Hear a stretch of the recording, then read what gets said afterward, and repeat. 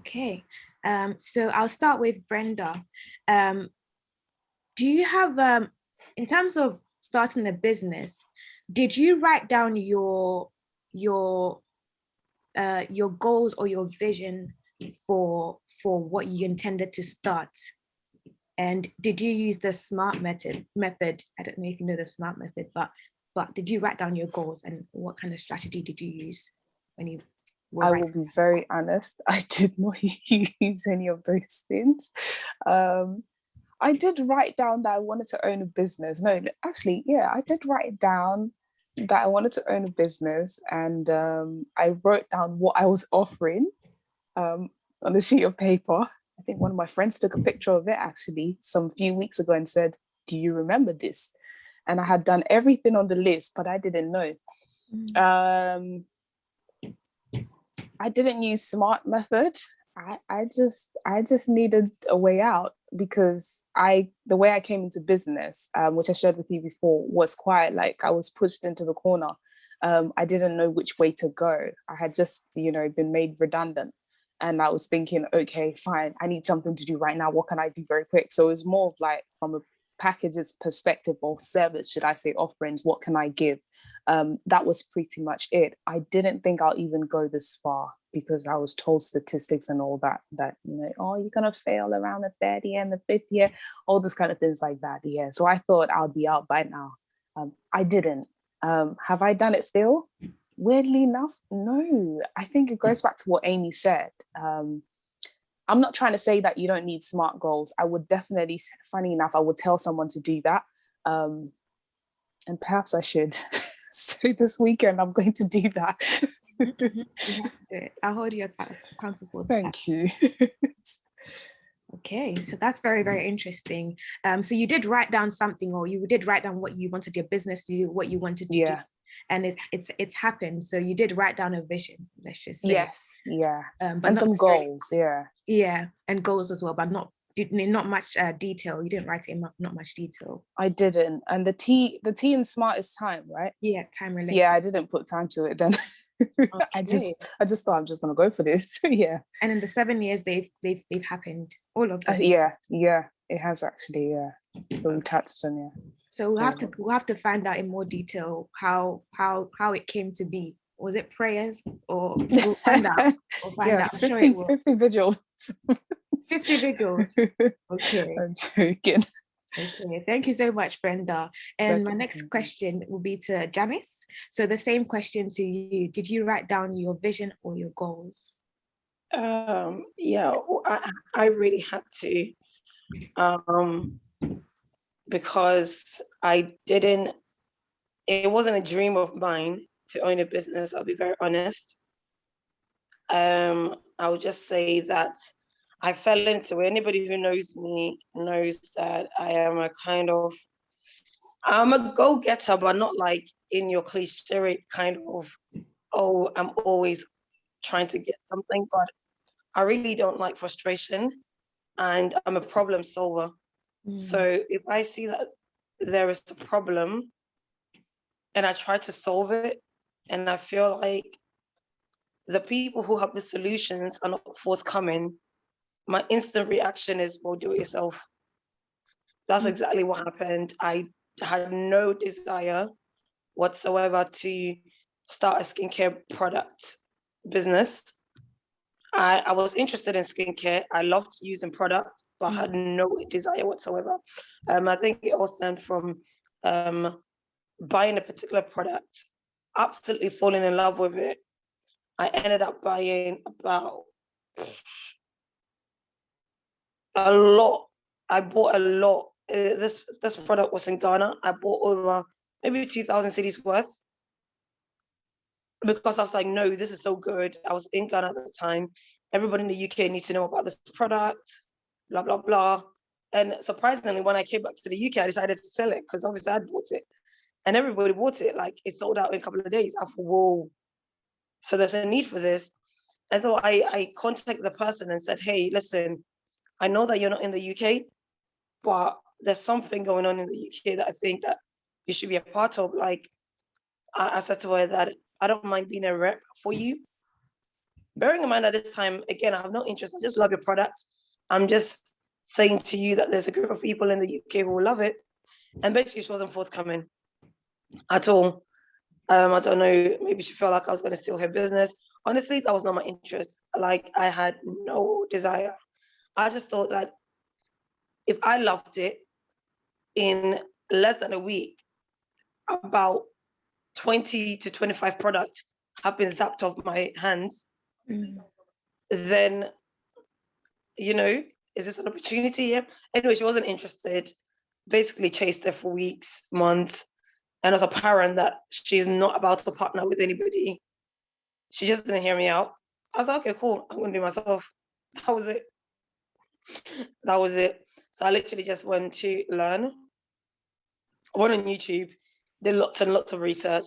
Like, you know, you're a teacher, so you do lots of reading, lots of experimentation, and that was it. So yeah, I did have to plan. I had to do a lot of planning. I had to ask myself, you know, is this realistic? Like the consistency, time-wise, I had to give myself a time of when my experimentation will have to come to an end because it's getting expensive. So yeah, in a nutshell, I did have to plan. I did have to set a smart target. If not, it was just considering that this was not really a dream, it was becoming an expensive hobby. So I had to really put time to it and make sure that I wrap it up, and God's been so good. It kind of worked out. Wow. So basically go with the desperation, go with the flow is what kind of got you through, and you're, yeah, passionate about it. I think frustration and the abilities. Anybody who knows me knows that I struggle to see good opportunity pass by. Like and so if the person is not forthcoming, I'm often propelled to just have a go, and I'm okay with things not going well. Like I don't cry over spilled milk. So literally, I went into this thinking, well, what's the worst that can happen? That I tried it, nobody liked it. Oh well, move on in it. So yeah. Wow, interesting, very interesting. Different stories here, but I can see the common theme in here is just like a just do it kind of attitude. Okay, so let's see what Amy has to say. Amy, did you write down your goals or your vision, and did you use a SMART method? I hope people know what the SMART method is, but yeah, it's basically being as specific as possible and putting times into your goals. Yeah. Okay. Oh, okay, that's fine. So yes, I'll say yes and no. So I know I did say initially so before I came into this business, I had a jewelry business, and I also had like a gifts business. And what I'll say I learned from that taught me to be a lot more specific. So coming into this, in the beginning of this year, I wouldn't say I used the SMART method specifically, like being specific, measurable. It escapes me. I think it's attainable, and yeah, anyway, you guys know what it is. Realistic and time specific. So but what I do now is I have a vision board. So I very much try and visualize where I want to go. And I do put targets where I want to be by the end of every month. And I've seen that, yeah, it definitely does help. Like, yeah, I don't know, just giving yourself, I guess your body and your brain needs instructions. So giving myself that instruction on a daily basis, even through affirmations and stuff and saying it, honestly, it's crazy the way like your brain just does what it's being told to do and what it sees. So yes, but I don't specifically use the SMART method, but I do incorporate it, if that makes sense. Interesting. Another different angle as well. It's interesting to see how it's very much you're very brain driven, and it's just this go-getting attitude. And it's very interesting to see how when you put yourself out there and you do what you feel, you have this kind of passion behind it, and you keep trying, that's what gets you to where you're supposed to get to. And it's not easy, as you mentioned, Janice. Sometimes you don't have, if it's a business, you don't really have sales all the time, but you just have to keep going and doing the best that you can. So on that vein, I'm going to ask you, since we started kind of talking about challenges, what challenges do you face in your business and how do you overcome them? I'll go to Brenda for this one. I'm actually just going to reiterate what Janice actually said. The start of this was tough. I didn't study what I'm currently doing. I know that they are sort of linked because they're sort of on the creative side and design side of things. But what I studied was more technical, a bit more scientific from engineering perspective. And for me, the challenge was convincing people around me to believe in my, choice of path, to say that, okay, I'm going to start a business in branding. Guess, did you study it? No, I didn't. How did you know about? I just know. I've just been naturally, reading on stuff like that. Okay, fine. My parents were the first people to try and convince. I always say that, and I still think they're being convinced. Actually, nowadays they seem okay. But I would say probably in the first 5 years, weirdly, I would say in the first 5 years of business is still in convincing people that you are in the right place. Because like you said, Janice, sometimes they don't see the money side of things, and it's true. It's not showing that, oh my God, you're explosive, like you're on the Forbes list or something like that. So to them, it means you're not doing well. And straight away, it's like, so why are you in this? So I would have people offering me jobs, even till probably around about the 5th year of business, I would say. And the challenge was to program my mind, to tell my mind that, no, you have to face forward and keep going. There's nothing wrong with getting a 9 to 5, but I did believe that with what I had down on paper at that time and where I saw myself going, I needed to stay away from a 9 to 5 job if this was really going to work. So it was really, really a lot of persuasion that is still going on, respecting what you want other people to respect about you. So that looked like me getting up early in the morning, because I used to sleep through, whenever my parents saw me sleeping during the day because I was working in the night, they thought, you're not serious. Are you serious? You have a business and you're staying in my house? But that's when I was creative in the evening more. So I had to actually swap my time just to be able to convince people, people who knew me on phone, who would, just, call me, just so that they would think that, no, she's really serious about this right now and she's doing something. That was the toughest of all, to just have people believe in you. We can say that, oh, it's not too important, but it is. It is still, when you just have that motivation. You need at least one person to be able to just say, you know what, I like what you're doing, keep going. And most of the time when you have a vision, sadly enough, and it's not their fault, I always call it the burning bushes experience, that, none of the goats came to testify to some people to say, you know what, Moses is right. He did see the burning bush. It's just you. And when you get a vision basically for business, it really is just you. So I used to blame people, kind of thinking, why are you not supporting me? You're the closest to me. You should know this, basically. But most of the time, the closest to you will not necessarily get it from the start. And that's okay. And that's the huge challenge, basically, that I had to, sort of mind challenge that I had to really sort of press through. Yeah. Wow. So convincing people, basically. Yeah. I know it sounds like we don't live for people, but hey, if you haven't studied it, you have to, you work with them. Business is full of people, trust and all. Yeah. Exactly. I'm sure people can, our other panelists can also agree with you. Janice, what do you challenges and? Well, I'll start off to say that nowadays, there are challenges, but I'm not accepting them as challenges anymore. And this is not to sound like ultra positive, because actually there's nothing I can do about it. I'm trying to enjoy this business journey process, because actually nobody asked me. I was there. Honestly, I'm going to be very honest. Nobody asked me. I said I want to do this. So I really just want to enjoy it. I just want to enjoy it, because the challenges are endless. If you want to dwell on the challenges, you're not going to, I don't know how else to describe it, but you really will not move forward. Challenges, again, You made products. Mhm. You think you're doing well with advertising, promotion, branding, etc. Nobody's buying it. All be well, they're sharing it, but they're not buying it. But you've got product that has a shelf life. Mm. Like it's not eternal. Hmm. So eventually I'm gonna have to throw this away. So you're hopeful that somebody will buy it. Eventually people do.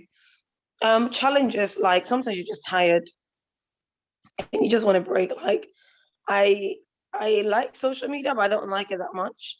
Mm. I really wish I was not on social media every day. That Mm. is the honest truth. Yeah. I don't want to be on it. Hmm. Well, your business is online, you don't have a physical shop.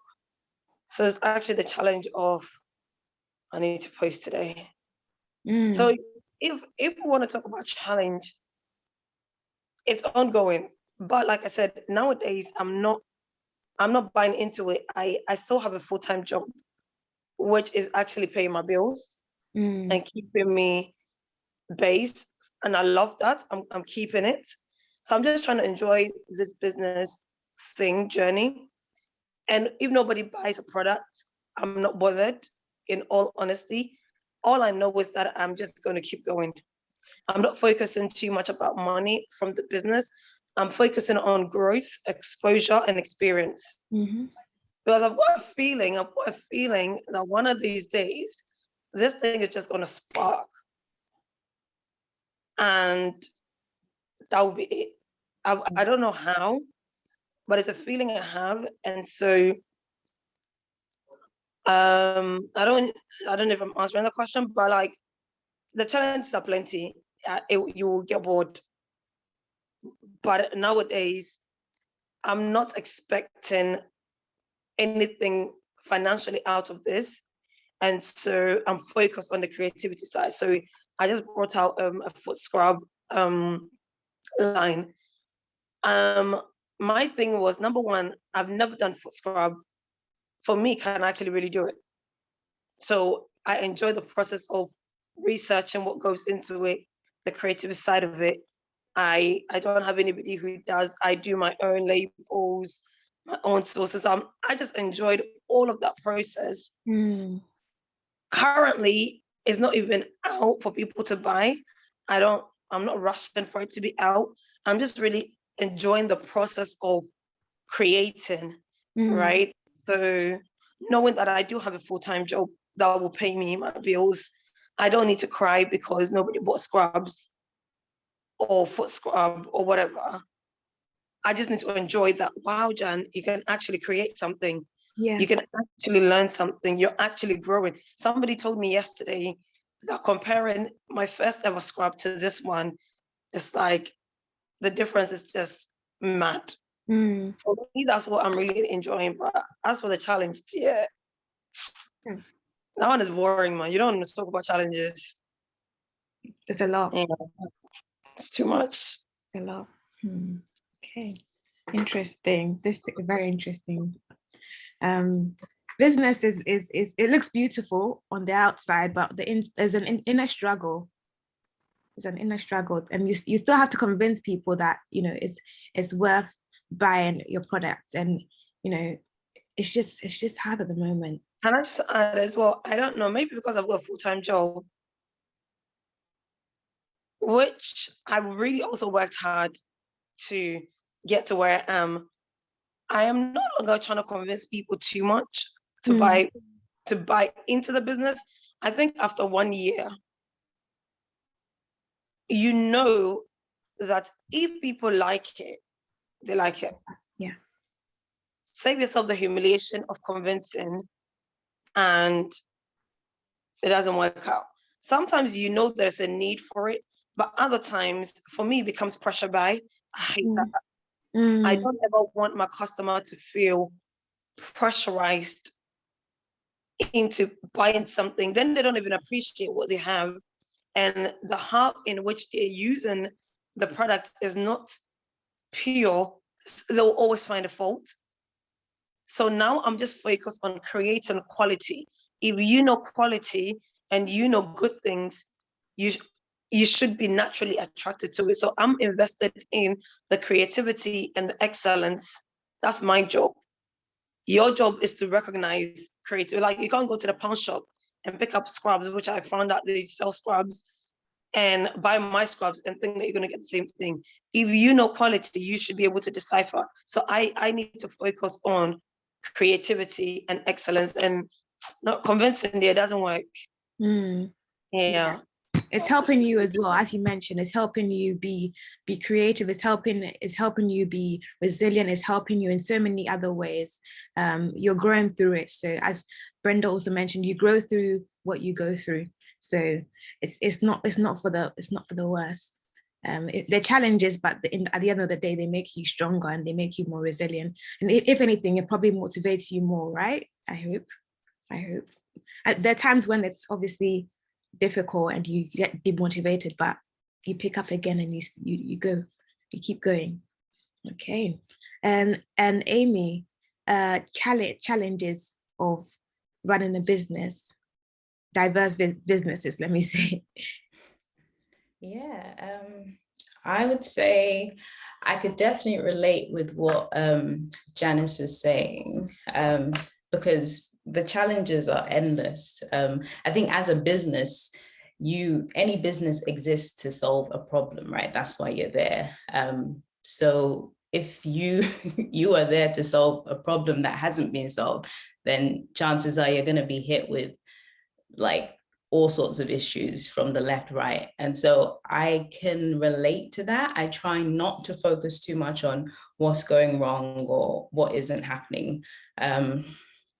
But I kind of dwell on me, if that makes sense, because I feel if you can grow yourself, you can stand the test of time. And there's this whole thing that your organization would only grow to, or the lid of your organization will be the leader. So as a business owner, as an entrepreneur, as a leader in anything, your organization only grow to the extent to which you grow. So I focus on, okay, can I be a leader that can stand the test of time, that can stand any sort of storm that's coming? How do I respond to it? Because like Jan said, yes, the challenges will come, but what are you going to do? Like, you can't really stop challenges coming, but you can really change how you approach them. So yeah, I kind of just focus on me, if that makes sense. I think sometimes in an organization, it's easy to point and say, oh, that happened because of this, or that happened because of that. But the truth is, I find it usually all points back to the leader. So if you can look internally and fix some stuff, yeah, it goes a long way. Okay, thank you for sharing, Amy. All right. So what we're going to do now is we're going to take a quick 2-minute break. It's not planned, but I've just a 2-minute social media break. It sounds funny. It's mostly like a comfort break or a lunch break or whatever. We're gonna have a social media break, okay? So what's happened is that I've posted on my story and I've tagged all of you. So what you can do is you can go onto, you get notified in your messages, I suppose. So what you can do is just reshare my post and then get other people to join. I've put the meeting code and the passcode in there because at the moment I can't multitask and try to admit people or try to send the Zoom link to people when they register. So just reshare the story and then we'll give them the meeting ID and the passcode. So 2 minutes. You can turn your video off, go on social media for a quick 2-minute social media break and reshare story.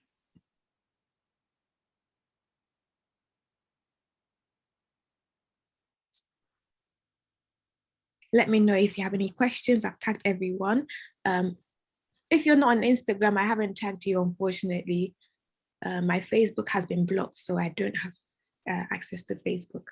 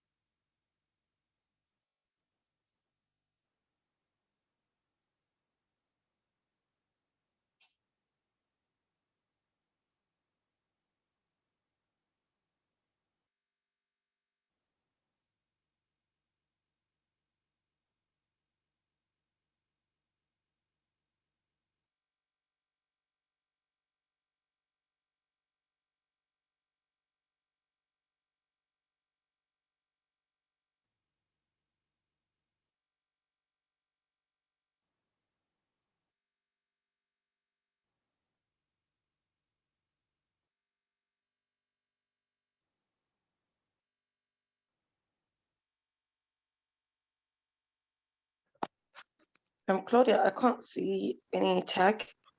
Yeah, I think, Claudia, you tagged me twice, so I think that was meant to be Janice. Oh, okay.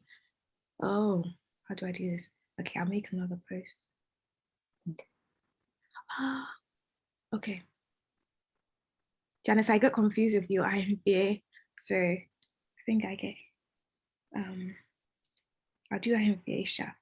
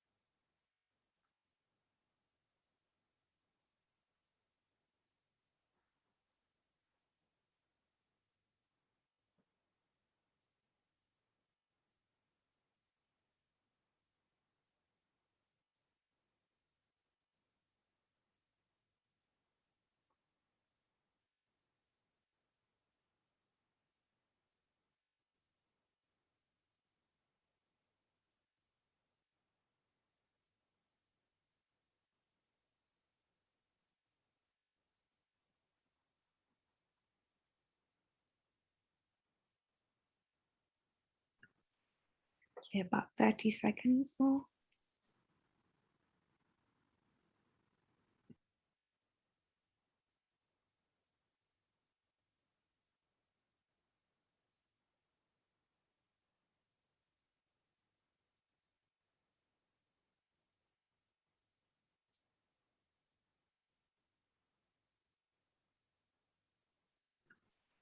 Okay, ready. Okay.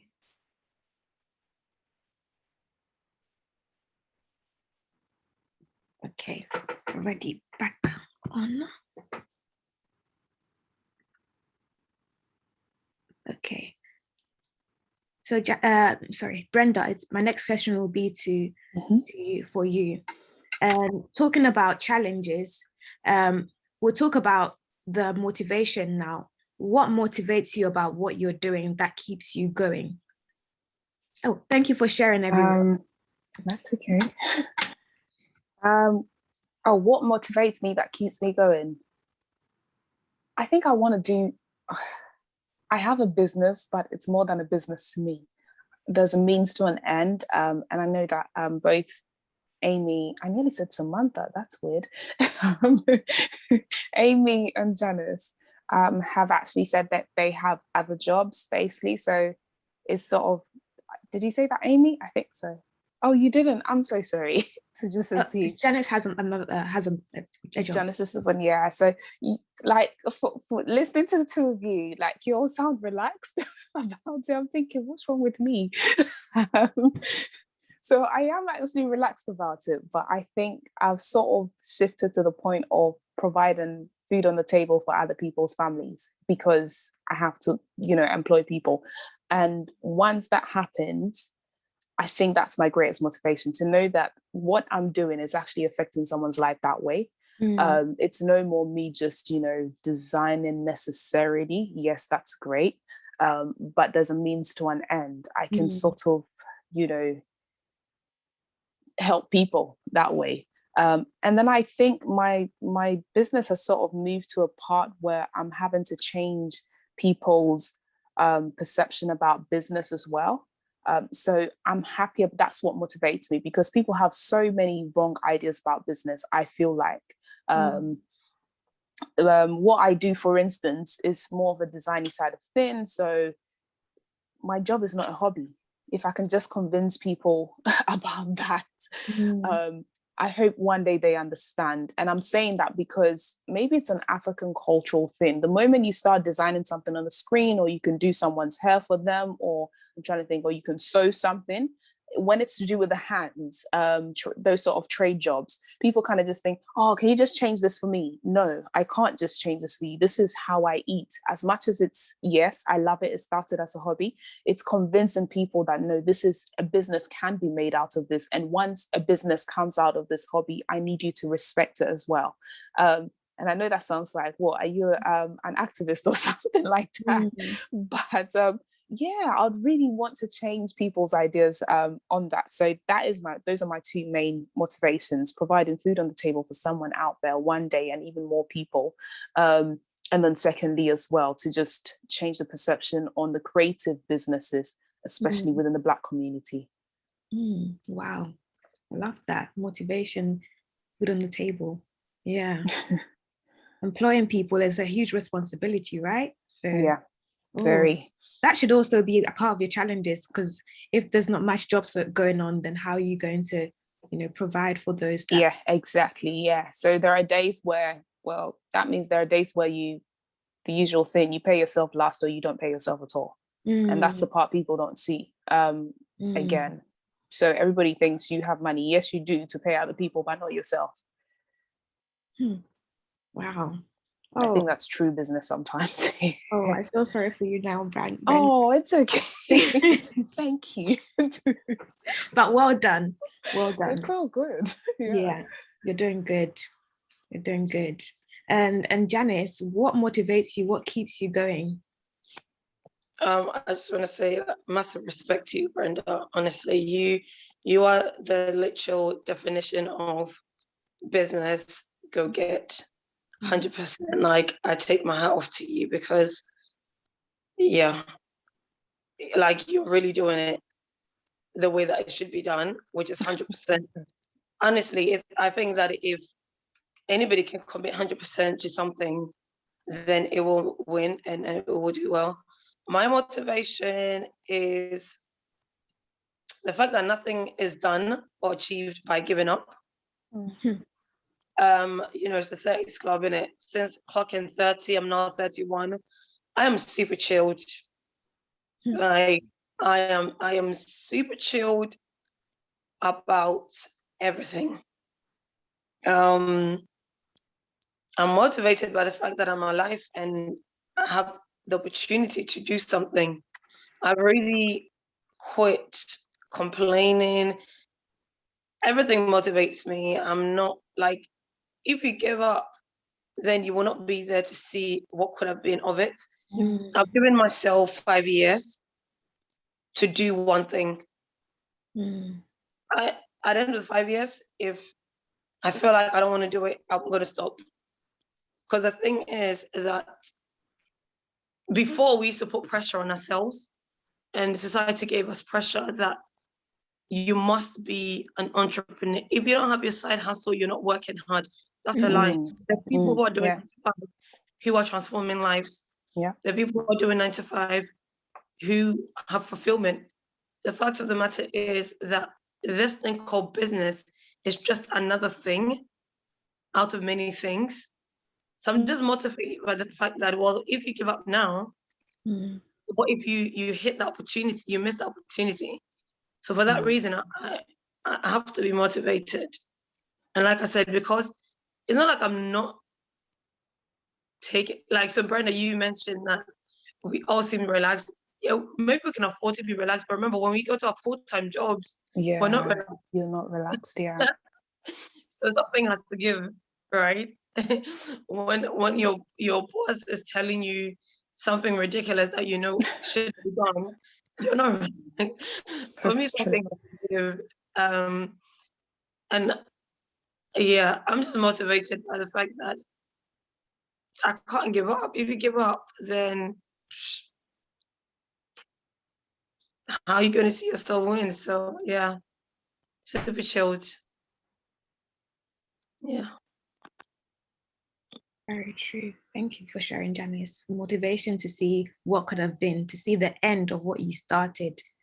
completely and not giving up. Thank you. And Amy, what keeps you going? What's your motivation?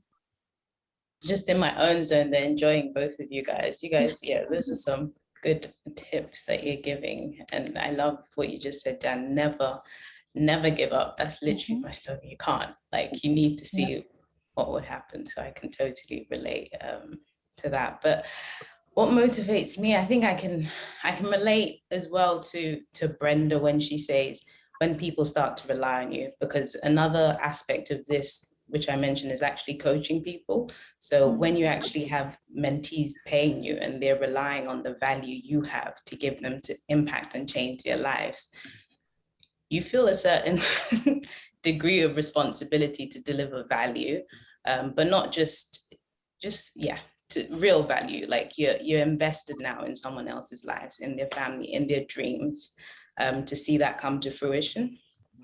So I think that definitely motivates me. To see them win in whatever it is. I would definitely say, my mentor. I'm a very huge believer in mentors. I say your mentor is your tormentor, literally. They torment the fear out of you. They torment the laziness, the excuses, everything. So yeah, anytime I need a gingering, that also helps. And obviously God is a big factor. Yeah. Wow, we've mentioned God. I think this is a good time to go to Brenda on your vision and how everything that you've written down has come to pass in 7 years. And thank you for sharing that, Amy. Seeing people win and also being accountable to the people who've also invested in you. That's also a huge motivation. I'm sure that all of us, not just our panelists, all of us here are people who constantly advise us, keep going. I have my family around me who always turn up to every event that I organize, and that keeps me going. You know, even if there's 5 people, that's enough for me.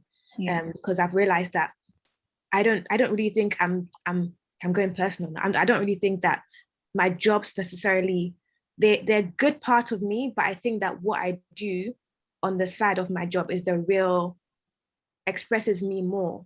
So if I stop to do what I like to do on the side, and because people don't really buy into it, then I'm stopping being myself. So it's very important that we invest into our businesses or the things that we're doing that we love, because that's essentially is actually building us up, it's making us grow. So thank you for mentioning that, Amy, and for the people who actually put things into us. Yeah.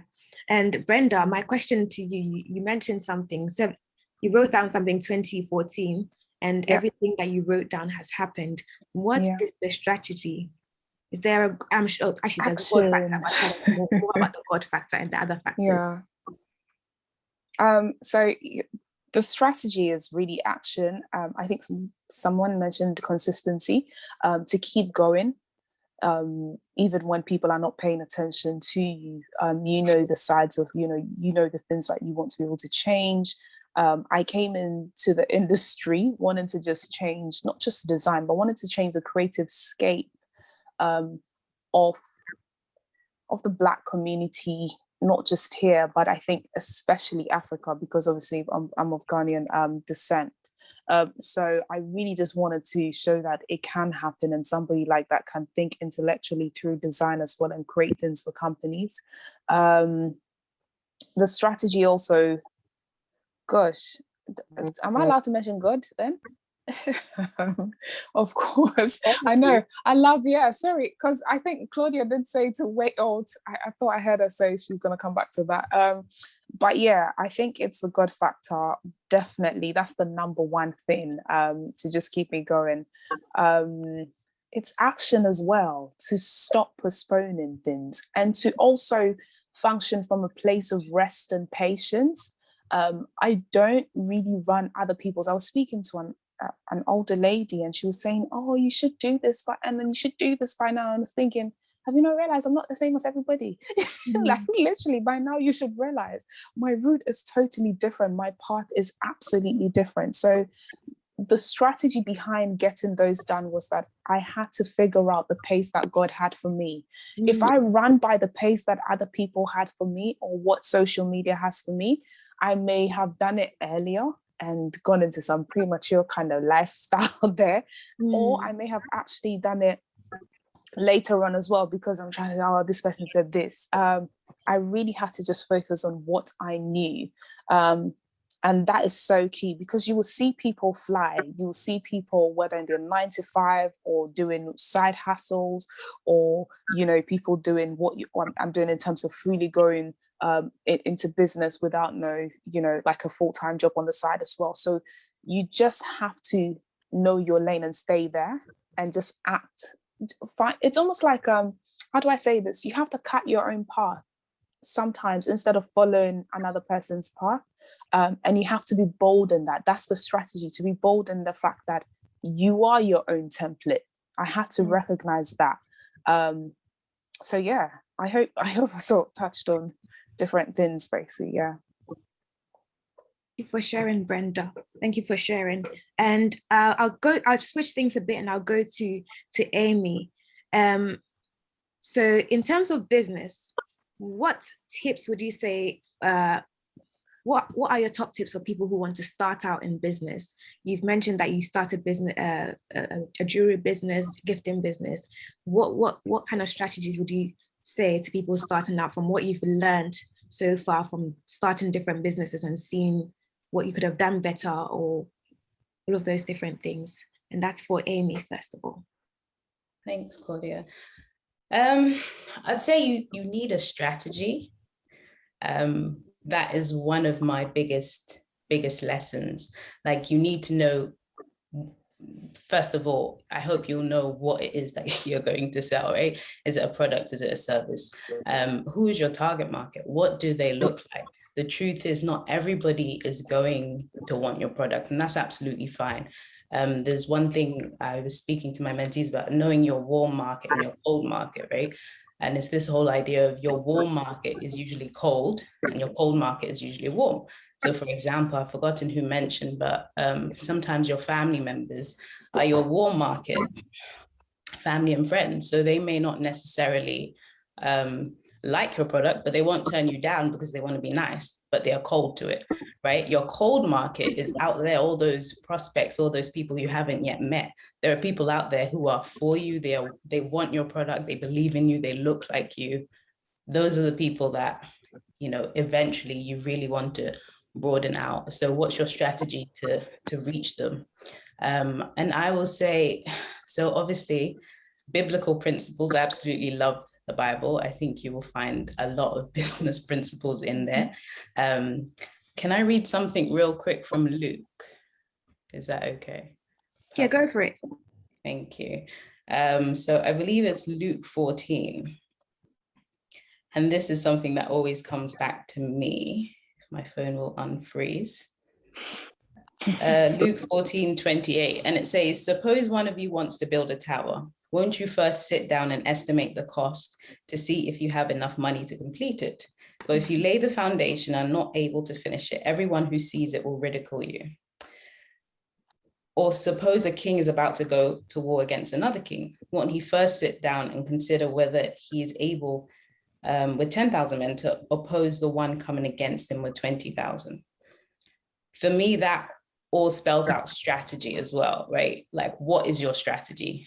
Yeah, you can't just come in. Yes, great, you have a passion for one thing, but at the end of the day, you're in this to make money.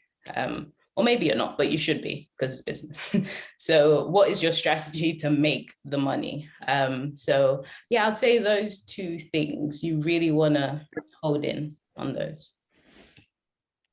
For sharing, strategize. Can you give us the scripture again? I'll put it in the notes. Look. Yeah, of course. It's Luke 28, 30 to 32. I didn't read it all, but. So we're having real talk and Bible study. Good. Thank you, Pastor Amy. Lady Pastor. Thank you for sharing that. Strategize. Okay. And Janice, what would you say as well? A few tips, briefly. I don't think I can share tips on business and strategy. I think Amy and Brenda are probably like the best people because I'm still literally learning. I don't, yeah, I'm still learning. I will never, I don't think I'm in a place to share business strategies when I'm still learning myself. I think what you said is great. What I can say in general is like I've seen how I've made progress in my career. And on that part, I can say that it is just a shared determination not to be at the bottom. There's a saying that the bottom is always crowded and there's more room on top, and not desiring not to be one of the people that is stepped over, not desiring to be one of the people that is stepped over because the bottom is crowded.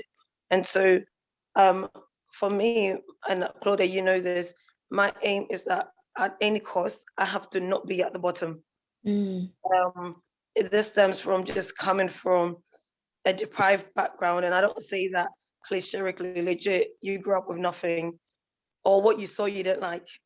So if really and truly, if you don't want to be in the same situation, then you need to keep going. I never thought I'll be a teacher. I think, again, I fell into teaching out of desperation. I was a criminologist. I thought I'll be a probation officer. I finished uni, credit crunch happened. You're at home, you don't have money, you're poor, you're broke. You just need to do something because your environment, my environment then was nothing I desired for. I appreciated it, but I didn't like it. I didn't like the fact that I lived in a flat that, you know, I share a room. I didn't appreciate the fact that I don't have a car. I didn't appreciate the fact that I'm broke. So I just went out and started moving. I just started moving. I lived in South London. My first teaching assistant job was in North London. I just had to move. And even qualifying as a teacher, I realized, it's very crowded at the bottom here. Or you guys, they don't treat you well. Like if you're just a common floor member, like they don't appreciate your knowledge that you bring into the room because you don't have a title. Okay, cool, let me get title. And what do I need to get title? Do I need to do a course on to the point where your intelligence is respected? Like I'm attracted to intelligence. The people around me, and even at work, sometimes I remember recently I had to walk out of the staff room because I'm like, I thought I was working with intelligent people. The way you guys are thinking is not really intelligent. Like, and this is not snobbery at all, but I realized that I am attracted to intelligence. And unfortunately, if you don't grow yourself to the place where your intelligence is appreciated, your intelligence is not sought after. It is maybe your manpower that's sought after. I don't want my manpower to be sought after. I want it to be in the boardroom where decisions are being made for you to ask me what I think, because ultimately it's going to affect me. Do you understand? So I think that's a tip I want people. If you want to be in a place where you are also bringing your opinion to the table, then you need to keep going. Like I would say poverty and death synonymous. I've been at the receiving end of, I can say being poor. There's nothing, I say with all humility. And it was not nice. It was not nice that, people are looking at you like you're dumb, you're stupid. So what do I need to do to remove myself out of it so that when decisions are being made, like, Brenda and Amy said, you guys are now paying people. Do you understand? People are now looking up to you. That's a very powerful position to be in. Not to be abused, but it's definitely being on the receiving end of things. I think for me, that's my tip. If you don't like being a receiver and you like to be a giver, you need to keep going. Yeah. Wow. That's Janice has taken us into the career part of things. So we'll come to the career part of things. No, it's actually good because it's business, finance, and career. We talked about finance as a business person, we talked about business, you're taking us to career. So now I think this is a good time to introduce another aspect of our schedule, And Brenda, who is an ideas person, is going to talk to us about the 4 personalities. So I'm going to hand over to Brenda. She's going to talk to us about the 4 personalities now. So Brenda, the floor is yours. Awesome. So Claudia obviously wanted me to, Claudia forced me, yes, to share this. But yeah, I often and I do this basically when I'm teaching in Brandon seminars, which I started not too long ago. Someone actually said, you should teach what you do, not just design and sit in front of the screen. And I started doing that. I think the very first one got into a surprise organization. Someone mentioned my name somewhere, and it turns out that it was NatWest. So NatWest got me to teach this to some of their Brandon seminars. In some of their Brandon seminars, and it's literally this way, that there are 4 different types of people at any point in time with an idea that you have. And as you listen to this, please do place yourself and figure out what exactly to do. So there are 4, obviously. The first one is the wishers and dreamers. So I'm going to call them the wishers and dreamers. At first, actually, I split them up, but today I'm going to actually put them together. The wishers and dreamers. And then by their name, you should know straight away that, a wisher is someone who's, I wish I could really, really do this.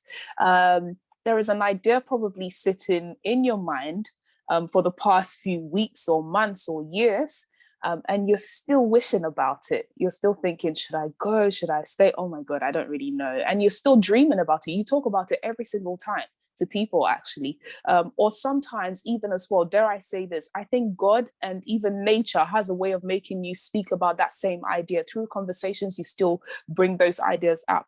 So that's the wishes and dreamers section. They don't really do things. They just talk about things, and wishes just going to happen. And then the second group of people are the dreamers. The dreamers are, the dreamers, which I've just mentioned. And then the second group of people are the doublers. I love what you said, actually. Amy did mention that. She said, I've dabbled in quite a couple of things. And when I heard that word, I thought, oh, that's quite interesting. So yeah, she was in the spirit. So the doublers are literally, again, by their name, they seem to just double through things. It's like, today I'm going to just touch this. And then, I don't know if it works or something like that, or if it doesn't work, or sometimes I'm not really sure. I'm just touching it to see how it goes. So a doubler is someone who you normally go up to and you say, oh, how's your, the thing that you started? Oh, I stopped. Why? I got tired. Maybe it required them to be able to do a particular action on, let's say, every Thursday, they have to do something. And the doubler just stops because they're not motivated enough. They think it's just monotonous for them to be able to, keep going through that action. And literally, they stop due to procrastination, whether it's basically due to resources that they don't have, or just the sheer motivation that we've just heard today. The third group of people are the doers. And again, by their name, they're the people who are doing it. So I would say that the 3 of us basically who have just spoken are doers. We're literally doing something. We have actually shifted from the wishing and dreaming stage of something, but I bet there is an idea within your business right now, or even outside of the current field that you're in, that you want to actually touch on as well. You just haven't done it as well. Doers are literally people who have put action to the words that they have thought within their mind, to the daydreaming moments, to the doubling moments. They have kept consistency. And consistency really is what makes it in business nowadays. Most of the time, people who are winning in business are not the most qualified people. They're actually the most consistent people, because they just know how to keep going. A lot of people actually have greater ideas than myself, Amy, and Janice out there. But guess what? They're still in the first section. So they haven't really done anything. What we did basically, and what's moved us here, as much as we may sometimes beat ourselves and be too hard on ourselves, is that we still carry a certain level of consistency more than the average person. So that's when you reach the doer stage. The fourth kind of people, which is where everybody should really aim to be, is the dominator. And even from a biblical perspective as well, the Bible says that, have dominion. Because when you move from a doer to a dominator means that you have this sheer mindset that I will not turn back. I am really sitting at the top of this. I love what you said, Janice, that, the bottom is really crowded. But if you go up higher, it gets lonely sometimes, but the truth is this: you can fly way, way higher. And you also have a mindset of seeing things in a smaller way. When you're looking down from an airplane, everything just looks tiny, and that means it's doable. It's nothing that should actually scare you. A dominator is also someone who has placed systems to their business. So, for instance, if I just make the facial scrubs, for instance, and I know that I have to make 5, am I going to make them myself every single time? But the day that a big company comes up to Janice in the next 2 months and says, Janice, we need about 100,000 of your product, the hand making business will probably have to figure out a systemized way of still going out there to the rest of the world, because at that moment you have been invited to the domination stage, basically, to sit on top of your market. And that means that you have to change in systems, you have to automate things, you have to really sort of look into how to simplify the very same things that you were doing that were much, much more, maybe they took more time.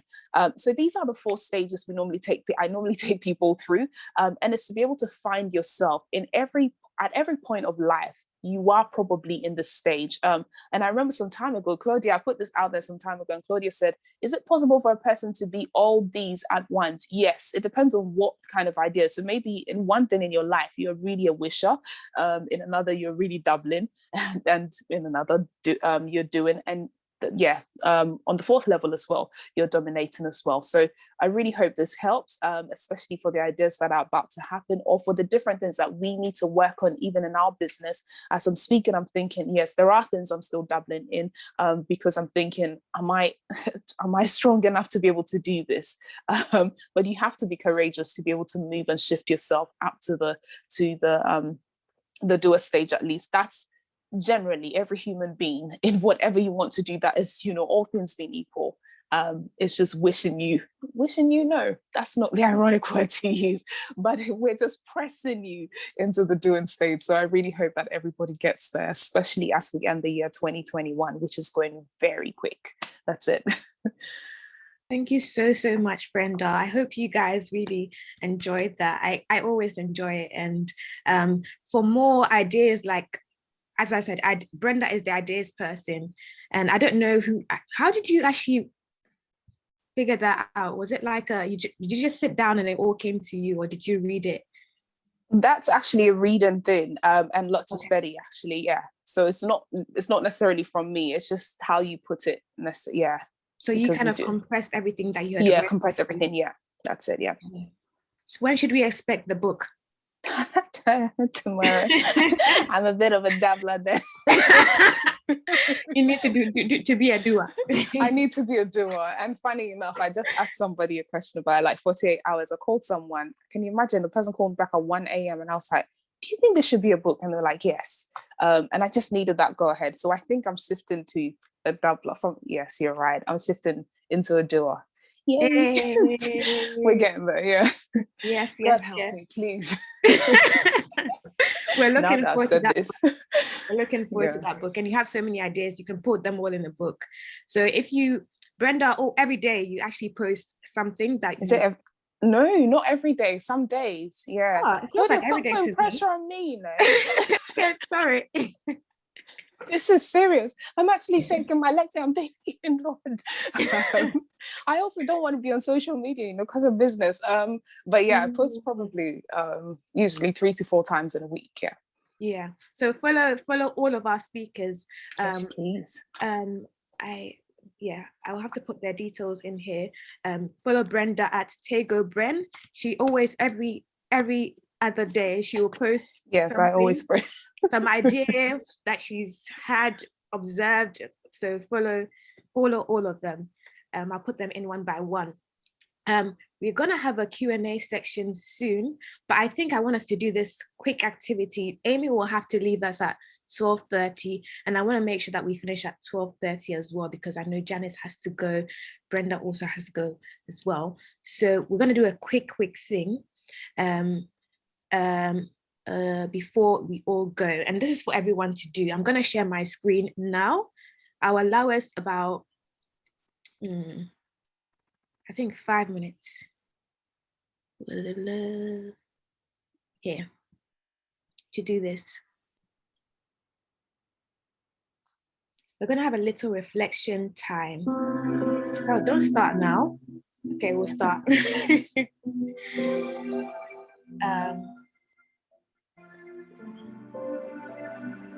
Can you hear me still?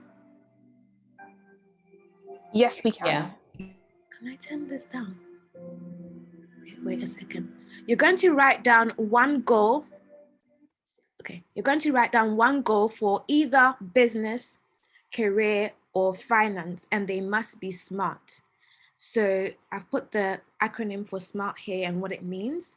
So if you're someone that wants to progress in your career, you're going to write down one goal, but it needs to be as specific as you can be. If you're someone that wants to do something related to business, write a goal for a business. If you're someone that wants to progress in your finance, you want to be more stable, financially stable, write down a goal. So it could be make up to £1,000 next year for my own thing. Yeah. So now I'll put the music on and I'll give about 3 minutes. I'll maybe extend more.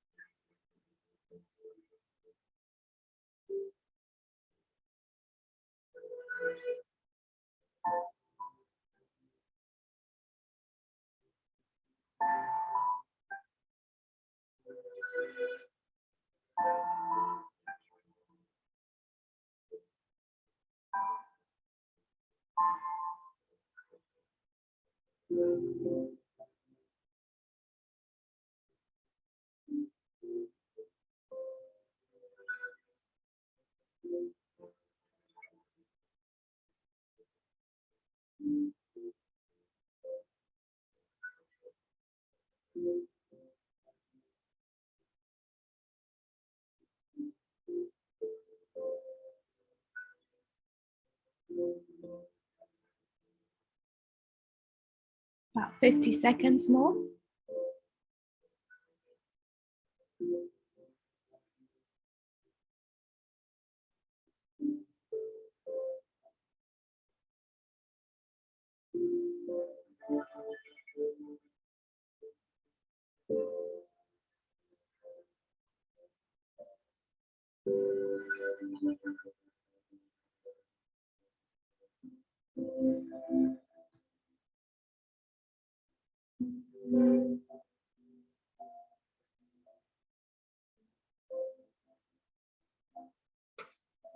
And 10 seconds.